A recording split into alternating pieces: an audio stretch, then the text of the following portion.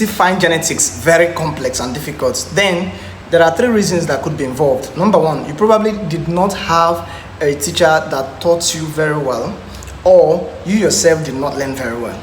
Or the third one, you just don't want to learn. It's very complex, you don't want to understand it at all. I am here to make it very simple. Okay, now let's look at this. This is a dihybrid cross. Let's see how to solve a dihybrid cross, how to make a dihybrid cross. So here we have two plants here. Let's say we want to cross these two plants. They are heterozygotes. So they are heterozygotes for both traits. Let's say we are looking at the plant heights represented by the T, okay, and the plant, let's say seed color.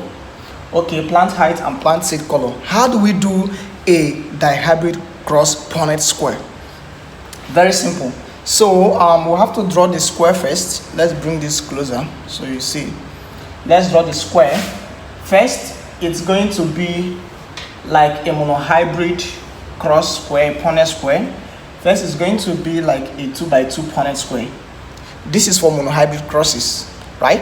And then after this, you divide this again. You divide this, you divide this, and you divide this. So now we have a 4x4, which is 16 boxes. So this is a dihybrid cross. Now the next step you want to know is how do we place the gametes? How do we place the gametes? So there is what we call the foil method. The foil method. So we are going to be using the foil method to place the gametes. This is the very first step. If you don't place the gametes very well, you've already started failing. So how do we place them?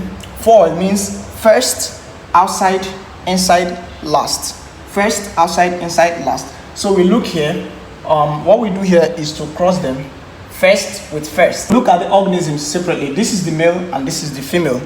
This symbol is for male, this is for female. By now you should have known what those symbols mean. So we use the first, outside, inside, last method or formula. So this is first. T to R here, we'll have our first. So there we have TR. Okay, we'll have TR. And then we'll have outside this T small r, we'll have T small r. Then again, we have inside this small t with the big R. So we'll have small t with the big R. And then we'll have last TR. So we'll have small t and small r. So that's for the male. Let's do the same for the female organism. We have first T big R. So we have T big R. Then outside TR, we have T small r. Inside this we'll have TR. And then last T small r. So we have T and small r. So that's how we form the gametes. So you see, watch very carefully. This step is very important. If you don't get this step correctly, then you will fail the rest of the question. So after that, we now impute our possible gametes.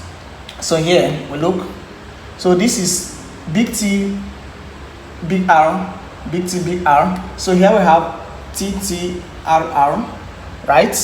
And then just like that, we keep imputing and we impute all the rest of them. So for this class, I just want to show you how to solve the Punnett square using the foil method. So this is the foil method. How do you place these gametes here? That is very important, and that's the first step. Keep following our series. We'll be solving more. We'll do a full dihybrid cross where we're going to be using the Punnett square to solve problems like genotypic ratios, phenotypic ratios, and the rest of the questions. Stay with us. Let's take a selfie.